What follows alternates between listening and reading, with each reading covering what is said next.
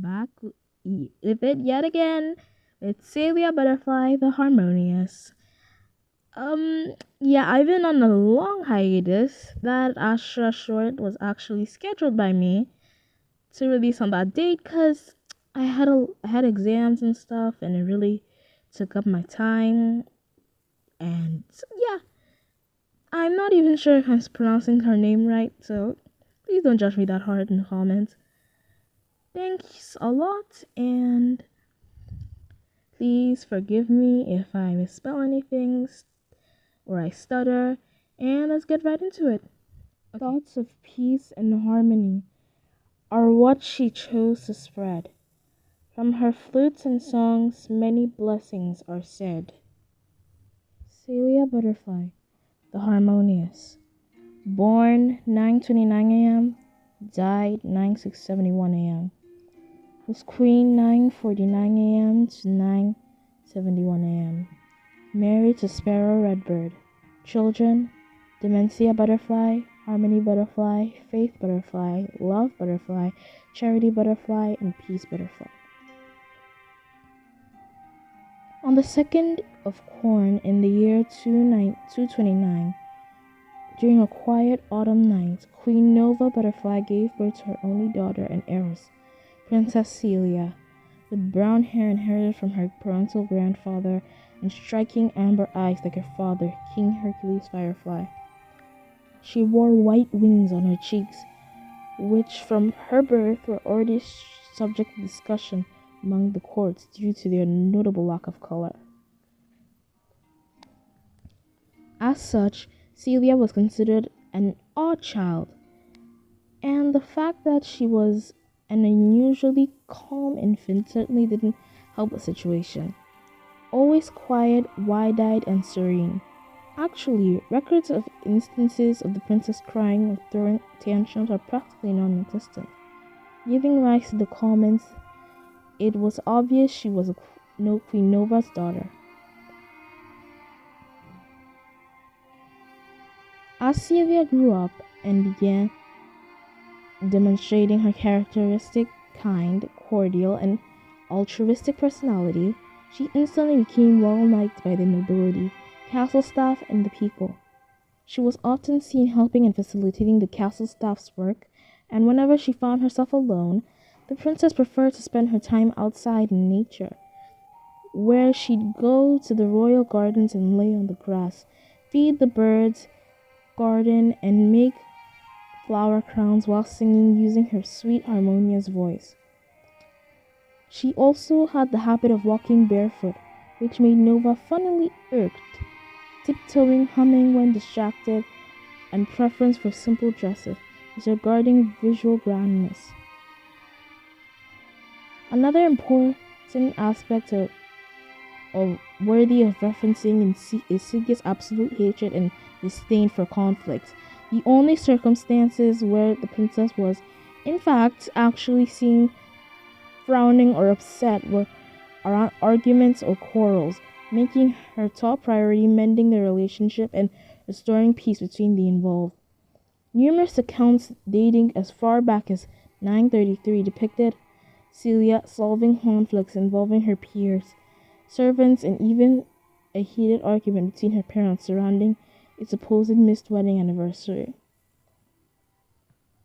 Caelia had undoubtedly a way with words and inviolable creativity, which wasn't shown only through her diplomacy and conciliation skills. Almost as soon as she learned to write, she began secretly crafting poetry, stories, and tales in her free time, growing in detail and depth with each passing day. It was common for her to sit under a duskin palm tree in the castle gardens at the end of each day and muse on whatever she felt in her heart through pen and paper. However, what most historians and scholars often get wrong about Caelia's mannerisms is attributing an overly innocent, naive, and trusting facet to the princess, perhaps due to her future title as the Harmonious.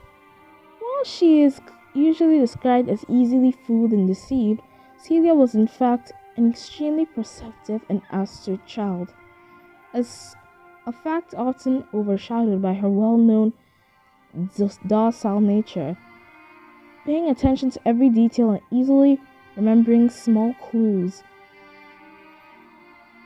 games like peekaboo never resonated with Caelia, with the princess reportedly winning every card game she played when she got older by easily seeing through her adversaries' poker faces. Perhaps said historical inaccuracy was also fueled by Queen Nova's own misunderstanding of her daughter's behavior and temperament, who saw Caelia's sweetness and selflessness as a possible problem for the kingdom's future. That being said, divergencies between mother and daughter began at an early age, with Her Majesty placing her under the tutelage of Lord Apis Firefly in the hopes of creating. Perhaps said historical inaccuracy was also fueled by Queen Nova's own misunderstanding of her daughter's behavior and temperament, who saw Caelia's sweetness and selflessness as a possible problem for the kingdom's future. That being said, divergencies between mother and daughter began at an early age, with Her Majesty placing her under the tutelage of Lord Apus Firefly in the hopes of creating a cultured and informed princess.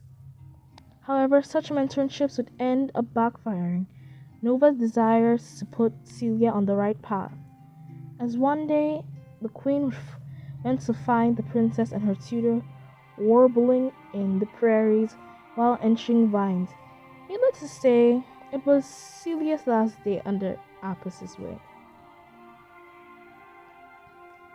Although brief, Caelia's time with Lord Firefly was enough to truly spark passion in her in the arts of music. After being instructed on the basic musical principles as part of her all-round culture program, she became an avid whistler and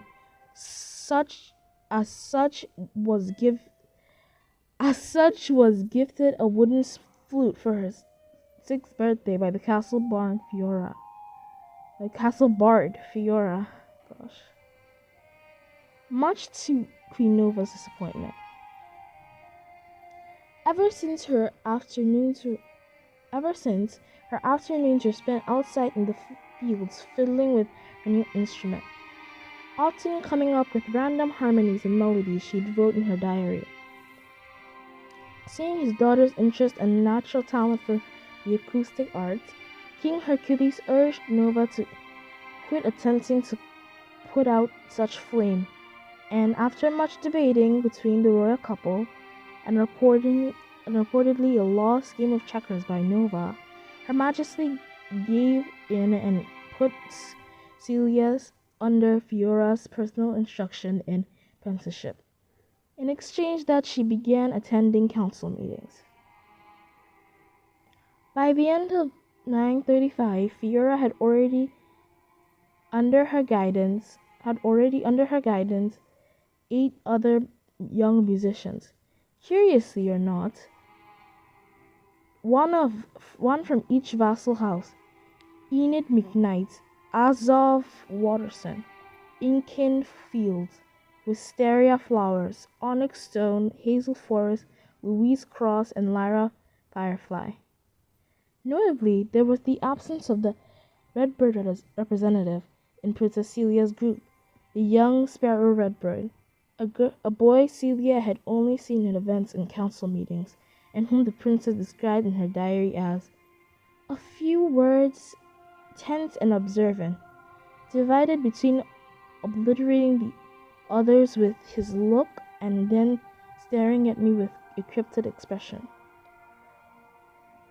In regards to her new performing partners, Caelia also commented, "While their company and presence certainly feels nice and appreciated, I very much suspect it is but an effort of their parents to attempt an approximation to myself, eyeing future positive relations." In 936, by occasion of her mother's 40th birthday, Celia was given the chance to perform alongside her bandmates as her present in what was her first proper recital. It was only then that the kingdom truly saw the princess's gift with the flute, with some of the audience members reporting even tearing up, and Princess Nova giving her first smile of approval. Another interesting occurrence, according to an entry in the princess's journal regarding the recital, notes the presence of Sparrow Redbird in the audience. On further entries and more improvised meetings on several occasions, Celia commented, "Every time I notice him, there he is, standing with his iron expression, as if he were truly ready to jump on the first person that approached him. But whenever I try to engage in conversation with him, he flees and disappears from my sight." Celia's diplomatic and persuasive skills became well evident to her mother after the tournament of 940. As she was preparing to participate in another recital as part of the opening ceremony and walked by the royal tent, she heard the sounds of screaming and discordance. When she entered, she discovered her mother, Queen Nova, and King of the Pie Folk arguing after the latter accused Queen Butterfly of fooling him and selling him a star. After selling him a star, being disappointed he couldn't see or touch his new acquirement. Feeling overwhelmed by the sounds of conflict and fearing the argument escalating into bellic proportions, Celia sought to end the fighting and restore harmony by telling her mother to use a telescope spell and show the Pie King his star, adding that if he were to touch it, his hands would be as burnt as he touched a freshly baked pie. A moment of silence followed before the king broke the ice and joked, "We wouldn't want that now, would we?" smiling and leaving the tent content with his purchase. The evening marked a shift in Queen Nova's relationship with her daughter. No longer looking down on Celia's mildness and docility, the queen began sometimes attending her band practices and even suggesting she adapted some popular folk songs to the tune of the flute. When her mother asked her why she wasn't more assertive if she had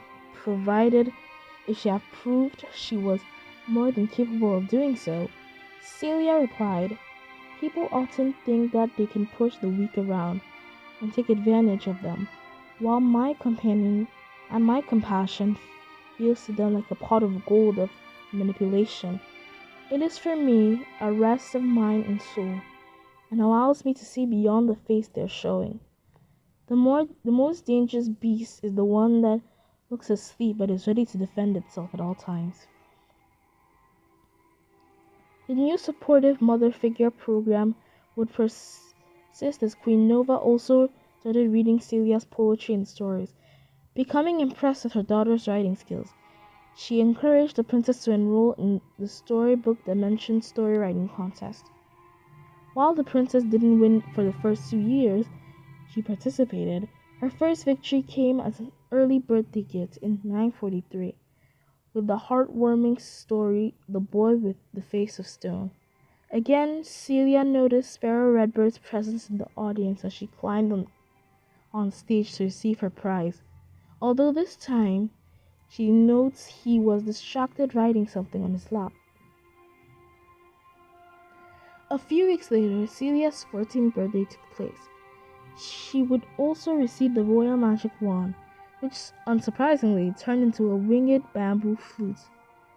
On the same night, as she prepared to go to bed, she found a note on her pillow with an ode dedicated to her. Although it was rudimental and crookedly written, there is such honesty and sincerity in the simplicity of the words that were written that I can't help feeling deeply touched. Whoever it was, they really meant it, Celia later commented in her journal. However, when she went on to look for the name of the author, all she found was the hummingbird of the spring, Celia's wand. When it comes to Celia's magic instruction, She was a solid pupil. The princess made good use of her passive nature to create mostly harmless spells, aimed primarily at entertainment purposes. The psyche or most defensive cause, such as the nature breath barrier. Regardless, her most outstanding creation by far, the soul dance reflection incantation. A spell in which she conjoined the wand's music and her storytelling abilities to be able to produce harmonies at the same time as she told a story, by way of projecting magical images that translated what she was playing. The spell was unprecedented and impressed those who witnessed it, even myself, especially after she created and played the Ballad of the Stolen Pudding Pot, dedicated to the one who records here. It was also around this time that the figure of pure princess first began taking shape, likely stemming from Caelia's discovery that the music produced from her wand also aided in the growth of crops, including the grass under her feet. Many people came to speculate princess and nature had a unique bond, reportedly due to Caelia being pure of heart. Whether such conception is true or just an urban legend commonly told between small folk, what is known is that Caelia did have an affinity for everything natural, with the princess often surrounding herself with wild animals and enjoying meditating and other wellness affairs in between magic lessons. She would also come to adapt a vegan eating regimen after witnessing a pit goat be maimed alive while helping out in the royal kitchen and being deeply disturbed by the event, reportedly not even eating anything for days. 944 marks the beginning of Caelia's famous tour around the continent with her bandmates. Contrary to popular belief, it was actually Queen Nova's idea for Caelia to travel around with her classmates. Some say wanting her daughter to broaden her horizons and gain some life experience in the real world, while others claim it was to spread the future Queen Butterfly's virtue and cause a powerful impression through Caelia's unique spellcasting abilities.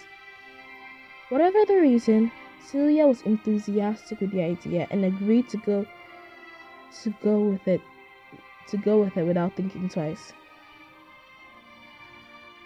The Princess and the Stooges, as Caelia's band had become known among the people, departed from Butterfly Kingdom the first week of 944. The group was also accompanied by Sparrow Redbird, who insisted on going for reasons he didn't care to justify. Their first stop was the Spider Bite Kingdom, and they marched on north from there on.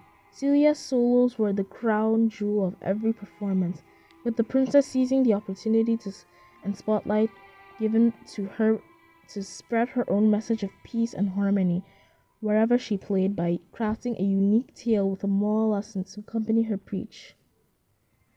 Regarding Caelia's dynamic with the group, Hazel Forrest offers an interesting insight in a letter to her mother. It's like watching several vultures preying over their prey.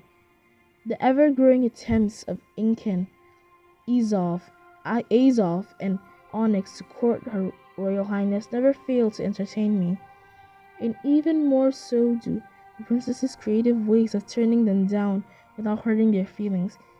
Meanwhile, there are Wisteria and Louise's endeavors of growing closer to Caelia by gossiping about the others, which she always immediately shuts down, leaving the gossipers with nothing to say for change. As for the Redbird boy, he never talks to anyone. I see him writing sometimes, but he refuses to show it. He doesn't seem interested in making bonds with anyone, apart from playing the part of the princess's bodyguard. At the same time, to Caelia's delight, letters from Wingbird didn't cease to arrive, now evolving into short songs and melodies and growing into complexity. She would secretly perform them whenever by herself, and would even come to reply with her own poems and melodies. By mid 945, Celia had a short courtship with Claudius Laurel during her group's, group's time at the passage by the Laurel Kingdom. Nevertheless, the relationship ended abruptly on the eve of Celia's departure. When asked about it by Wisteria and Louise, Celia didn't even offer any satisfaction, saying only that they had agreed to remain good friends, with Claudius even offering her a golden laurel wreath as a parting gift. However, an explanation comes in one of Celia's entries in her diary. As her mother sent me a letter about asking about any alliances I had established with other kingdoms, I felt rather remorseful for not taking such matters into consideration and doing my assignment, so I tried to make it up by getting closer to Claudius in a attempt of friendship which evolved into a romance. On my last night, even though we agreed to keep in touch through letters and regular visits, Claudius wanted to do something special and took me on a romantic gondola excursion. But as we kissed in the lake's seclusion, I couldn't get the hummingbird's latest melody out of my mind. And the more I tried to ignore it, the more it resonated within me. Of course, Claudius could tell I was hiding something, so I confessed everything, my true intentions and my wildest dreams. Thankfully, he was really understanding about the rush relationship and forgave my dishonesty. He also made me see that my heart was already taken by someone who was not himself, and that was no reason to keep fooling us both. Before I left, he told me to chase that hummingbird, adding it must be someone really special if such small wings can create such strong winds. In 946, as her tour reached its end, so did Celia's ongoing mystery of finding out who the hummingbird was. In her diary, Celia recounts, as we were leaving the carriage after arriving at the Musty Kingdom, I noticed the paper slipping out of one of Sparrow's bags. I know I shouldn't have, but something in me told me to pick it up and read it, and so I did. And I was actually quite surprised to find some lyrics in there, as I had no clue he had an interest in songwriting too.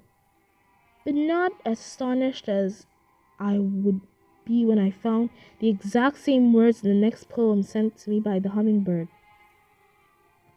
It's true, Sparrow had been the hummingbird all along, which is quite obvious if we think about it.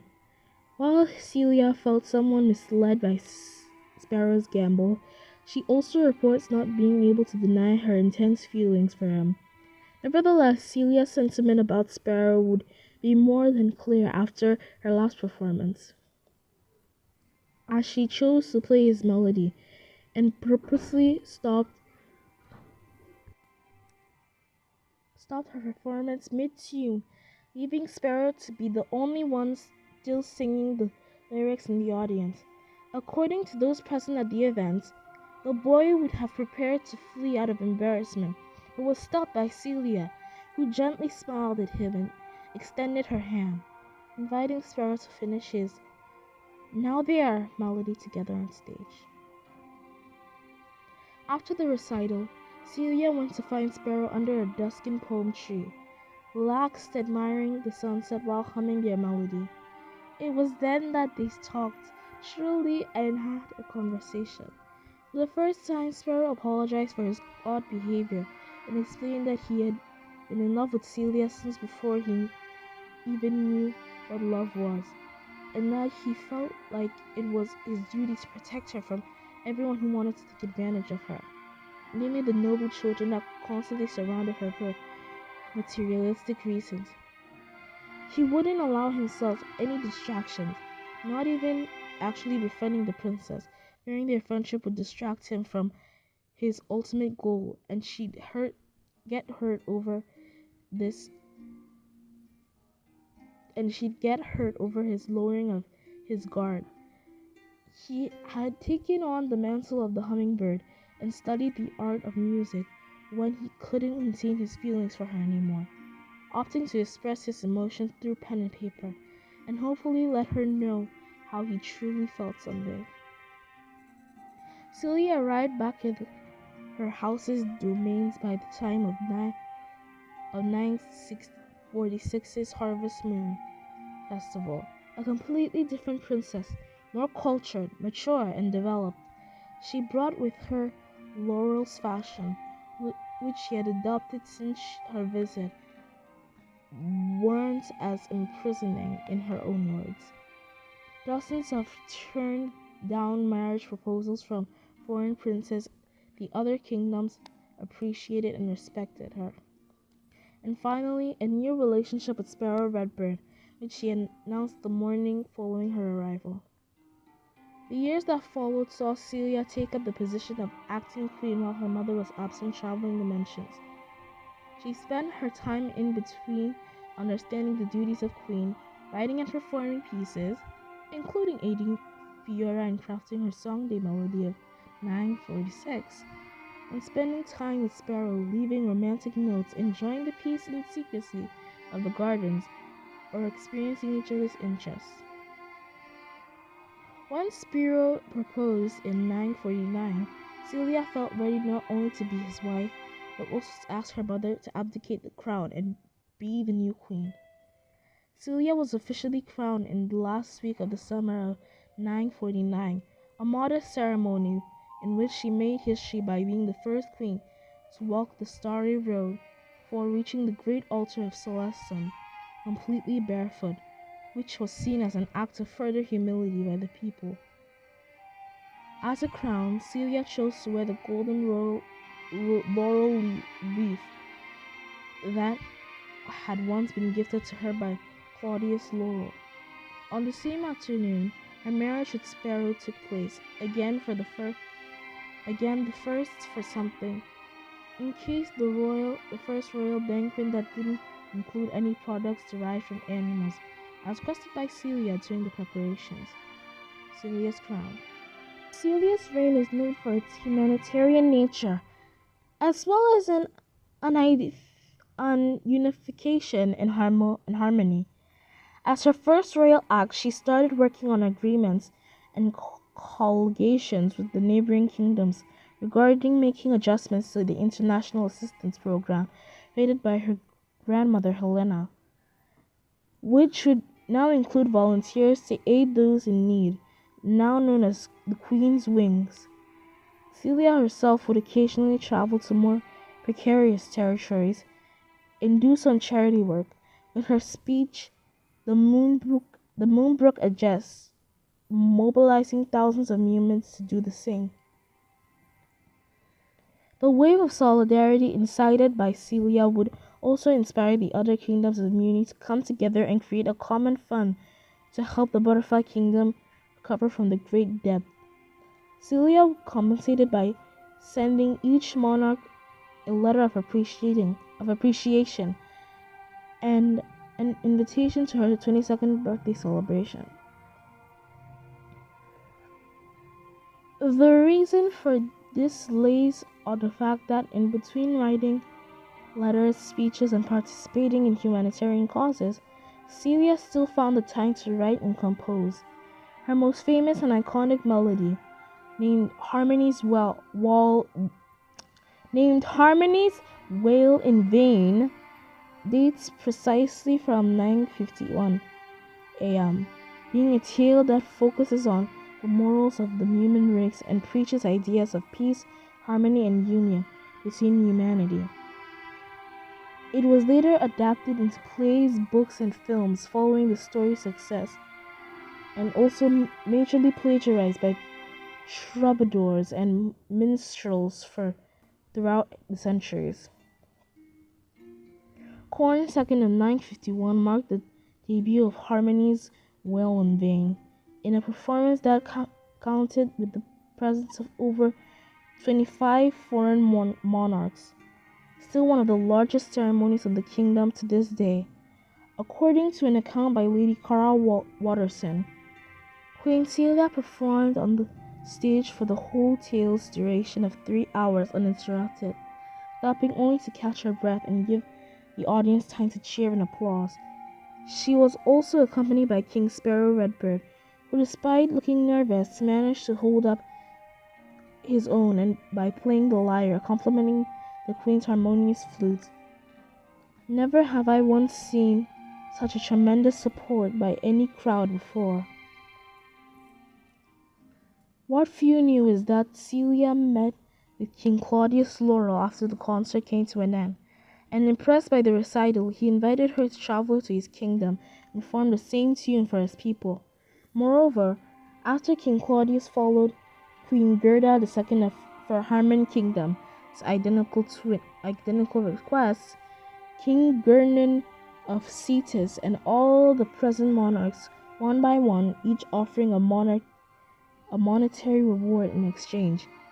Many historians speculate the whole circumstances of the Queen's birthday had been orchestrated by Caelia herself as a fancy advertisement to her skills, though most of them discard such option and praise her ministers for coming up with the idea of failing to attribute such a scheming and canny facet to the otherwise sweet, gullible Queen. Either way, what matters is just 2 weeks later, Caelia departed on what would be her second tour, a time without her stooges, many of whom were now her ministers, busy tending to the kingdom in her absence. She counted only with Sparrow's company, who acted not only as her personal security but also occasionally as her second lyre. And so between 951 and 953, Caelia toured Muni and Western kingdoms, spreading her ideals of cooperation and aid, while also raising funds that would revert back to the depth of the War of Worlds. It was worth Caelia a continent-wide fame, even being regarded as a messenger sent by Celestia in some regions. However, just as she prepared to leave Portwater soon to finish the last leg of her tour on the Eastern Kingdoms, Caelia fainted and Sparrow prevented her from embarking. Said illness was eventually revealed to be related to her pregnancy, with her first heiress, which she announced later that week, and led her to postpone plans for said trip, at least for the time being. Caelia gave birth to her first daughter in 953, who she named Dementia, born in her father's likeness, with his red hair and eyes, and wearing red shields on her cheeks. Yet as she planned to recommence the preparations for her voyage to the east, Caelia found out that she was pregnant with her second child less than a year later, which would be born in 954 and named Harmony. There was no doubt Caelia's harmony extended to the royal couple's relationship, with Caelia becoming the mother of 4 more children the following year: Princess Faith in 959, Princess Love and Charity in the beginning of and end of 961, and finally Princess Peace, sharing her birthday with her mother in 967. It seemed that every time Caelia considered going on a journey, she'd become pregnant with another child, which is why she opted to wait altogether until her daughters were raised and Dementia had the wand, and use an illusorium to make up for the wand's absence. Speaking of lack of wand, Caelia passed the relic to Dementia in 967, where her daughter completed 14 years of age. The same day marked an unprecedented event, as her daughter made her public relationship with the eldest child of Lady Enid McKnight. In spite of the rumors it gave rise to amongst the court, due to the novelty of its nature in the butterfly lineage, which will be better addressed in Dementia's chapter, Caelia supported the relationship and gave her blessing. Tragedy would befall upon Caelia with Queen Mother Nova's death in 969.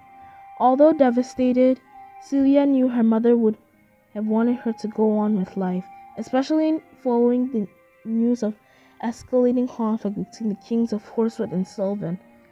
The feud reportedly began after Princess Acantha of Sylvan refused to comply with to the marriage arranged by her and the Crown Prince of Horsewood, having fallen in love with a commoner. As such, King Paris of Horsewood kidnapped the princess and held her hostage until her father paid her ransom. Fearing an all-out war about to break out, Caelia intervened and served as the conflict's conciliator, mending the relationship between the two monarchs by offering up a deal. Have Princess Harmony be Horsewood's new bride, while letting Countess Sylvan go and marry the woman she loved in peace. Despite King Horsewood having gladly accepted the offer, and Caelia having fallen under King Sylvan's good graces, all wasn't well yet. When the princess went to inform Princess Harmony of the agreement, the daughter pulled the rug from under her feet by rejecting the idea of an arranged marriage and pleading for her mother not to force it upon her. Caelia felt moved by her daughter's cries and resolved to give in and let her go, at least for the time being, placing Harmony with faith in the marriage agreement after consulting both parties and her younger daughter, of course. It seemed that Caelia had enjoyed playing the part of matchmaker following the success of her first arranged marriage, with the queen going on to betroth other daughters Love, Charity, and Peace to the princes of Harmon, Cetus, and Laurel respectively, still in the same year. Again, the annals of history fail to attribute the brilliance of such arrangement. Even the dowries received to Queen Caelia herself, theorizing was orchestrated by her council instead. We then arrive to the fateful year of 971, deeming Princess Dementia's already more than capable of taking of the kingdom, and her sisters in her absence. Caelia made her plans to finally go on her voyage to the eastern kingdoms, or at least those that would take her present.